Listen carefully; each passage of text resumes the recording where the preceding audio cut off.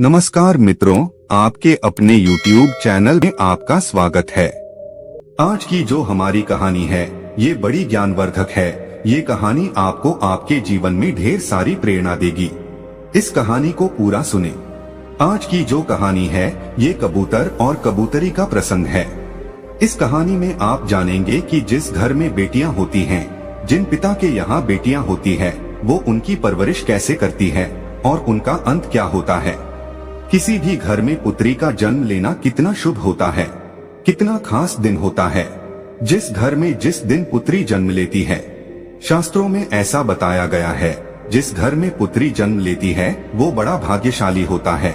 और गरुड़ पुराण में तो यहाँ तक लिखा है, जिस घर में पुत्री जन्म नहीं लेती उस व्यक्ति का मुख देखने का भी कोई धर्म नहीं होता है। ऐसा गरुड़ पुराण में स्पष्ट लिखा हुआ है। लेकिन जो लोग अपनी पुत्री को भारी छूट देते हैं, भारी लाड़ करते हैं, उनकी पुत्रियां बिगड़ जाती हैं।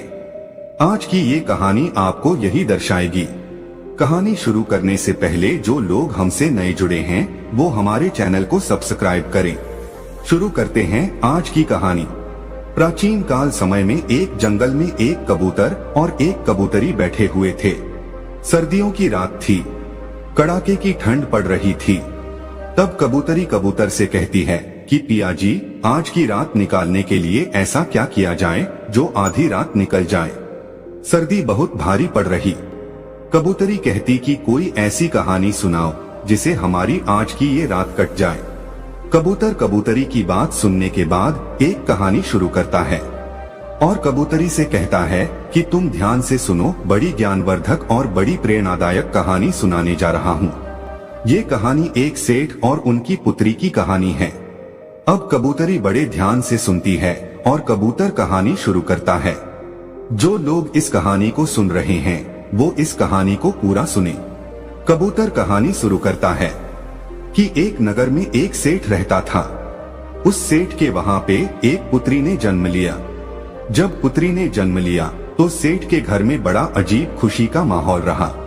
वो अपनी पुत्री से इतनी मोहब्बत करता था, इतना लाड़ करता था, इतना प्यार करता था कि इसकी कोई सीमा नहीं थी।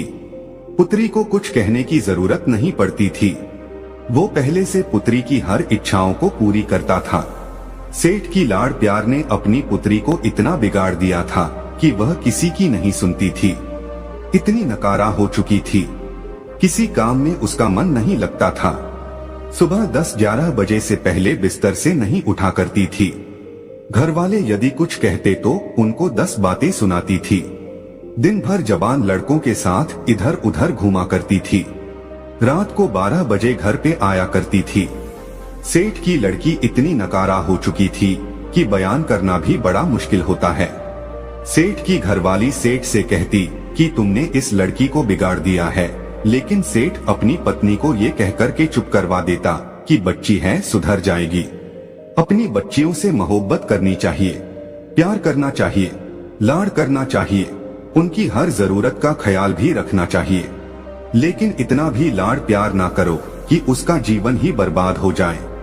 वो सेठ बिल्कुल ऐसा अंधा हो गया था अपनी पुत्री के प्यार में कि उसको कुछ दिखाई नहीं देता, सिर्फ अपनी पुत्री ही दिखाई देती थी। वह भूल गया था कि मेरी पुत्री को एक दिन दूसरे घर भी जाना है। बहन बेटी जो होती है वह किसी घर में नहीं समाती, उसको दूसरे घर जाना ही पड़ता है। सेठ इस बात को भूल गया। सेठ अपनी पुत्री से इतनी मोहब्बत करता था कि उसको कभी डांटता भी नहीं था। यदि कोई दूसरा भी, यदि उसकी माँ, उसके भाई वगैरह भी डांट दे तो उनसे भी सेठ लड़ता था, मना करता था। वो यही कहता कि अभी बच्ची है, सुधर जाएगी। अपनी पुत्री को हमेशा अच्छे संस्कार देना चाहिए। हर माता पिता को अच्छी तरह से मालूम होता है कि उनकी पुत्री को एक दिन जवान होने के बाद दूसरे घर में जाना पड़ता है। पुत्री की हर गलती को माता पिता सहन कर सकते हैं, लेकिन ससुराल वाले कभी भी बर्दाश्त नहीं करते हैं। इसलिए पुत्री को अच्छे संस्कार दो। कबूतर कबूतरी से इस बात को कह रहा है और कबूतरी ध्यान से सुन रही है। कबूतर आगे कहता है कि अब सेठ की बच्ची जवान हो चुकी थी। अब सेठ को एक चिंता सताने लगी थी कि कोई अच्छा सा वर, अच्छा सा रिश्ता ढूंढ के और मेरी पुत्री की मैं शादी करूं। यह सपना हर माता पिता का होता है जिस घर में लड़कियां जन्म लेती हैं। हर माता पिता का ये सपना होता है कि वो अपनी पुत्री की अच्छे घर में शादी करे और उसका अच्छा घर बस जाए। अब सेठ भी इसी चिंता को लेकर बड़ा दुखी रहने लगा। सेठ अपनी पुत्री के लिए अच्छे अच्छे रिश्ते ढूंढता, अच्छे रिश्तों की तलाश करता।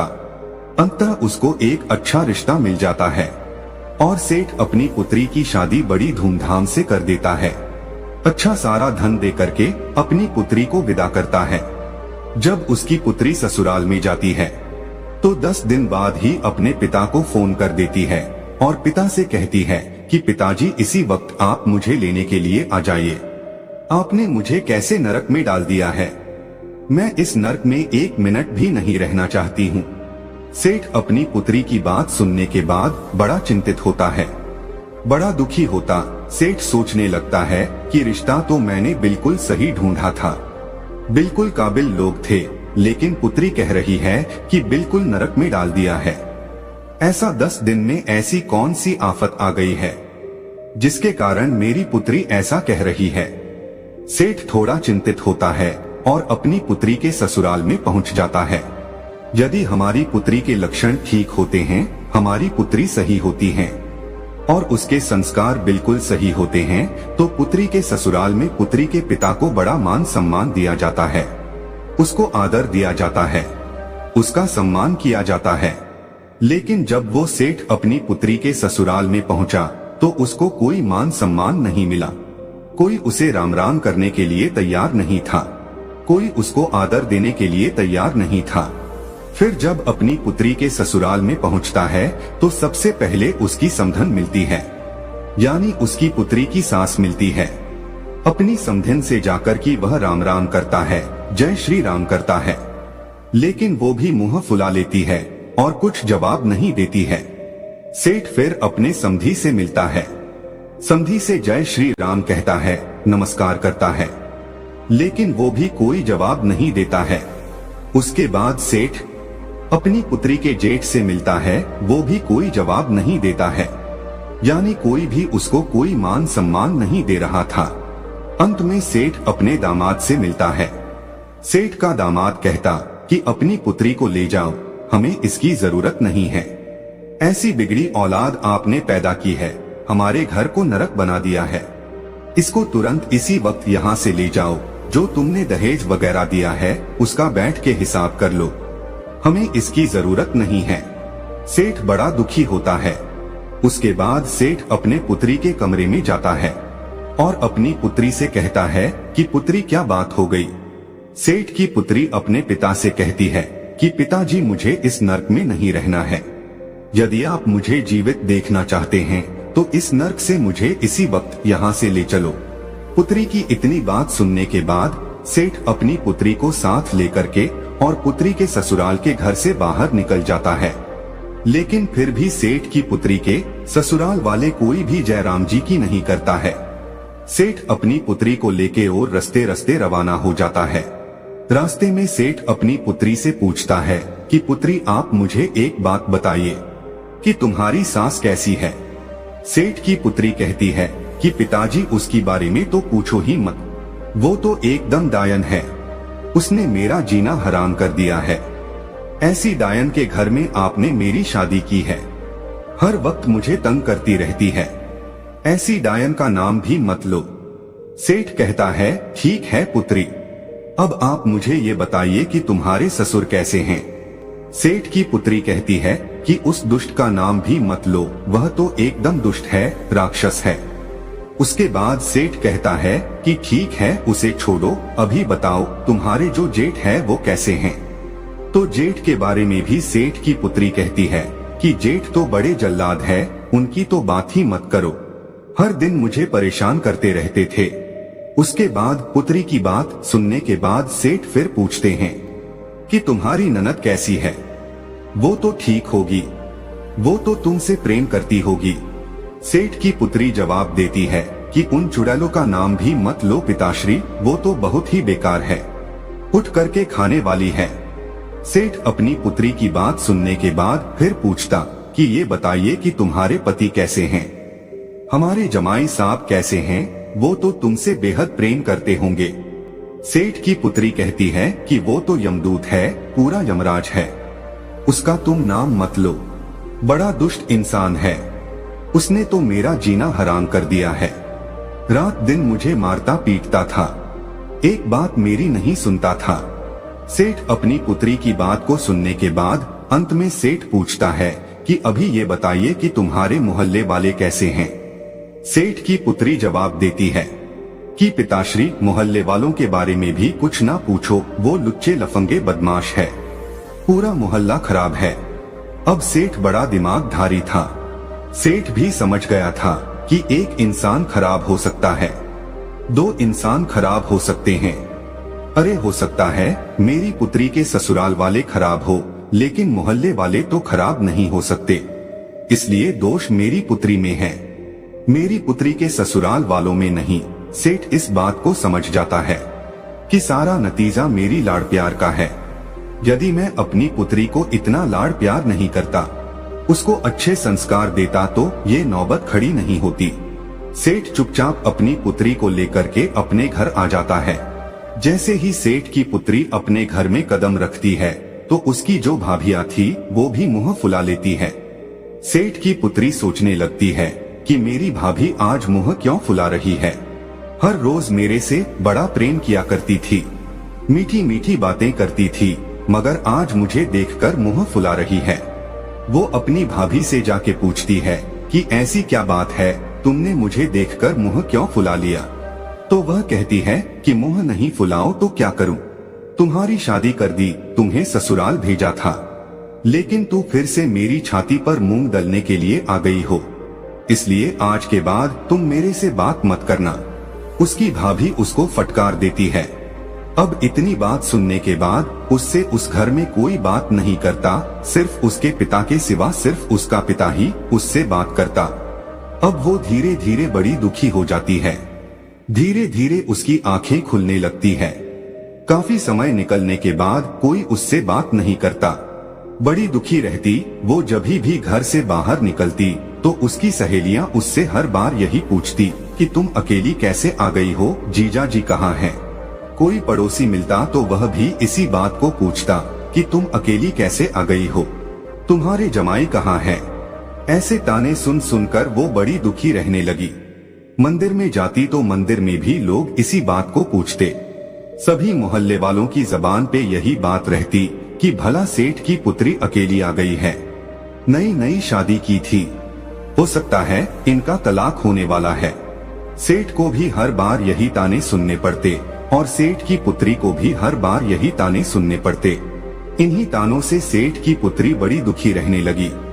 अब उसको धीरे धीरे ये ज्ञान हो गया था कि सारी गलती की जड़ मैं हूँ और मेरी गलती की वजह से आज मेरे पिता का सर भी नीचे झुक गया है। लेकिन अपने ससुराल में वो जाने के लिए तैयार नहीं थी। वो यही कहती थी कि पिताजी, इससे अच्छा तो ये होता कि मैं कुंवारी रह जाती, यदि आप मेरी शादी नहीं करते तो बहुत ही अच्छा होता।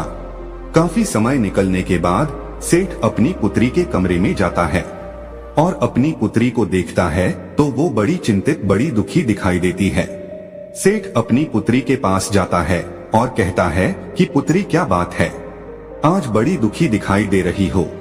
सेठ की पुत्री कहती है कि पिताश्री, मैं बड़ी दुखी हूँ, यदि आप मेरी शादी नहीं करते तो मैं बहुत सुख से रहती, लेकिन मेरी शादी करके आपने मुझे दुखों के सागर में ढकेल दिया है। अब मैं ऐसा क्या करूं? ससुराल वाले सभी नरक के समान हैं। ससुराल में जाऊंगी तो कैसे जाऊं? और जो मेरे परिवार वाले हैं, मेरे पीहर वाले हैं, कोई मुझसे बात नहीं करता। सिर्फ आपके माँ भी बात नहीं करती, भौजाई भी बात नहीं करती, भाई बात नहीं करते, सभी मेरे से नफरत करने लगे हैं। मैं ऐसा क्या करूं? मैं करूं तो क्या करूं? उसका पिता अपनी पुत्री से कहता कि पुत्री, हमारे नगर में एक बहुत बड़े विद्वान पहुँचे हुए साधु आए हैं, एक संत आए हैं।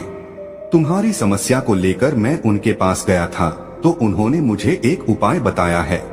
यदि तुम इस उपाय को करती हो तो 6 महीने के अंदर तुम्हारे सभी ससुराल वाले तुम्हारी मुट्ठी में होंगे और तुम्हारे इशारे पर नाचेंगे। इतनी बात पिता की सुनकर वो लड़की बड़ी खुश होती है। कहती है पिताश्री 6 महीने में मेरी मुट्ठी में आ जाएंगे। बोले हाँ 6 महीने में तुम्हारी मुट्ठी में आ जाएंगे। तो कहती हैं कि पिताश्री वो उपाय मुझे जल्दी से बताइए, मैं उपाय को जरूर करूंगी। उस लड़की का पिता अपनी पुत्री को उपाय बताता है और कहता है कि 6 महीने तक एक मंत्र का जाप करना है और साधना करनी है। यदि तुम इस कार्य को करती हो तो मात्र 6 महीने में तुम्हारे सभी ससुराल वाले, तुम्हारे पति, तुम्हारे जेठ, तुम्हारे ससुर, तुम्हारी सास, सभी तुम्हारी मुट्ठी में होंगे और तुम्हारे इशारे पर नाचेंगे। जैसा तुम कहोगी वैसा ही होगा। तुम उस घर की रानी बन जाओगी, तुम उस घर की मालकिन बन जाओगी। पुत्री बड़ी खुश होती है, लेकिन कहती कि पिताजी ये तंत्र मंत्र वाला काम मेरे से नहीं होता है, कोई सादा सुगम रास्ता मेरे को बताइए। सेठ फिर कहता कि ठीक है पुत्री, यदि तुम मंत्र का जाप नहीं कर सकती तो मंत्र का जाप मैं करूंगा, तुम सिर्फ साधना कर लेना। पुत्री कहती कि साधना कैसे की जाती है। सेठ बताता है कि साधना आपको इस तरीके से करनी है, तुम्हें 6 महीने तक बिल्कुल मौन रहना है, तुमसे कोई भी कुछ कहे बिल्कुल जवाब नहीं देना है, हर इंसान की बात को सुननी है, हर इंसान के पैर को छूना है, यही साधना होती है। सेठ की पुत्री कहती कि पिताश्री मात्र 6 महीने में हो जाएगा ना, इससे ज्यादा मेरे से नहीं हो पाएगा। लेकिन सेठ कहता है कि हाँ बिल्कुल 6 महीने में हो जाएगा। सेठ की पुत्री तैयार हो जाती है। सेठ अपनी पुत्री को लेके फिर से पुत्री के ससुराल में जाता है। जैसे सेठ पुत्री के ससुराल में जाता है तो सामने उसे अपनी पुत्री की सास नजर आती है। वो उसे बुरी तरह फटकारती है, कहती है कि तुम पहले आए थे तभी मना कर दिया था कि तुम्हारी पुत्री की हमें जरूरत नहीं है, इसे वापस ले जाओ, ऐसी बिगड़ी हुई औलाद आपने पैदा की है, इसकी हमें जरूरत नहीं है। उसको बुरी तरह फटकारती है। कोई रामा श्यामा नहीं, कोई आदर भाव नहीं, कोई मान सम्मान नहीं। अपनी सास की ऐसी हरकतों को देखकर उस सेठ की लड़की भारी गुस्सा करती है, लेकिन सेठ अपनी पुत्री से इशारों में कहता है कि पुत्री तुम्हें साधना करनी है, साधना का ध्यान रखो, 6 महीने तुम्हें मौन रहना है, जो भी कुछ कहे सबकी आज्ञा का पालन करना है। लेकिन फिर भी कहते हैं ना कि पुत्री का पिता हमेशा सिर झुका के रहना पड़ता है, इसलिए वह सर झुका के सारी बात को सुनता है और अपनी समधिन से कहता कि बहन जी गलती हर इंसान से होती है, इससे भी गलती हुई, इसको एक मौका जरूर दिया जाए, अब ये सुधर गई है, अब ये ऐसा कुछ नहीं करेगी। काफी विनती करने के बाद उस लड़की की सास मानती है और राजी होती है कि ठीक है, यदि सुधर गई है तो मात्र 6 महीने तक इसके आदर भाव देखूंगी, उसके बाद इसको वापस भेज दूंगी और जिंदगी में दोबारा कभी नहीं अपनाऊंगी। लेकिन सेठ सह स्वीकार करता कि ठीक है, आप 6 महीने तक इसको अपने घर में रखिए, ये बिल्कुल शांत स्वभाव की हो गई है, बिल्कुल सुधर गई है। सेठ अपनी पुत्री को उसके ससुराल में छोड़ करके आ जाता है।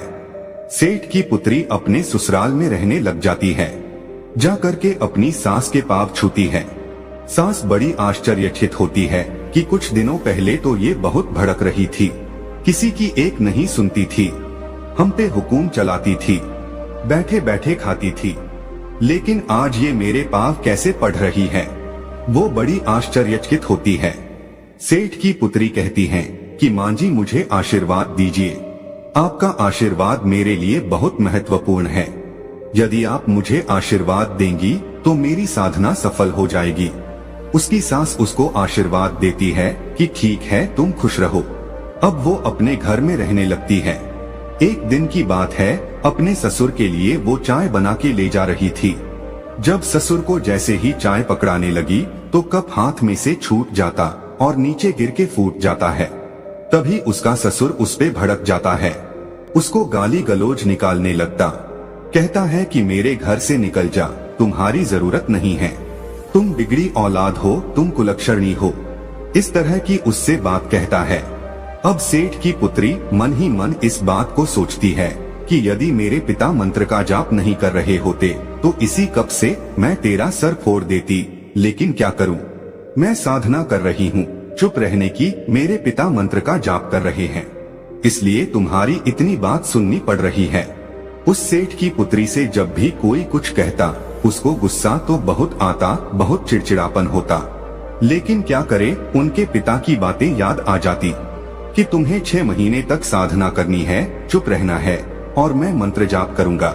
तो इसी बात को सोचकर वह चुप रह जाती, अपने गुस्से पर काबू करती। इसी तरीके से वे बड़ी मुश्किल से अपने गुस्से पर काबू पाया और धीरे धीरे उसका घर बार बसने लगा। उनको यकीन होने लगा कि अब ये सुधर गई है।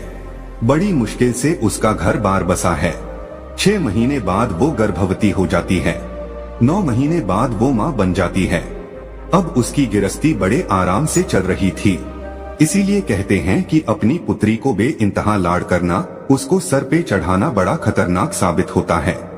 हाँ, अपनी पुत्री को प्रेम करो, मोहब्बत करो, हर चीज का ख्याल रखो, लेकिन इतना भी सर पे ना चढ़ावो कि एक दिन तुम्हें भारी पड़ जाए और उसका भी जीवन बर्बाद हो जाए। कबूतर अपनी कहानी अब समाप्त करता है। प्रिय दर्शकों, अपनी पुत्री को हमेशा अच्छे संस्कार देना चाहिए। हर माता पिता को ये अच्छी तरह मालूम होता है कि उनकी पुत्री को एक दिन जवान होने के बाद दूसरे घर में जाना पड़ता है। पुत्री की हर गलती को माता पिता सहन कर सकते हैं, लेकिन ससुराल वाले कभी भी बर्दाश्त नहीं करते हैं। इसलिए पुत्री को अच्छे संस्कार दो। हम उम्मीद करते हैं कि इस कहानी से आप ढेर सारी प्रेरणा लेंगे। तो दोस्तों, यह कहानी आपको कैसी लगी हमें कमेंट सेक्शन में जरूर बताना, और अच्छी लगी हो तो इस चैनल को सब्सक्राइब जरूर कर लेना।